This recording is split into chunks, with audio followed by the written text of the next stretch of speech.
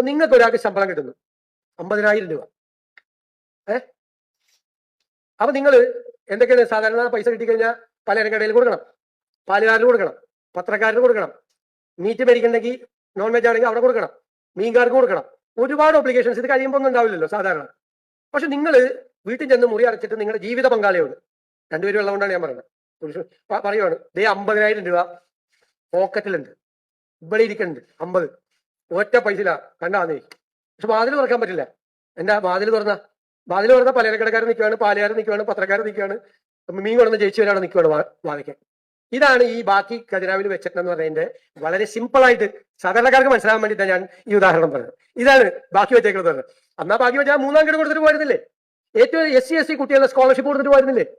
Scholarship കൊടുക്കാനുള്ള തുകയാണ്, അത് കൊടുത്തില്ല. 3-ാം ഗഡു കൊടുത്തില്ല. മരുന്ന് ഒരിക്കലുള്ള കാശ് KMCSL കൊടുക്കാൻ പാടില്ലായിരുന്നു, അതും കൊടുത്തില്ല. ഒടുക്കത്തെ വിലക്കയറ്റമാണ് കേരളത്തിൽ.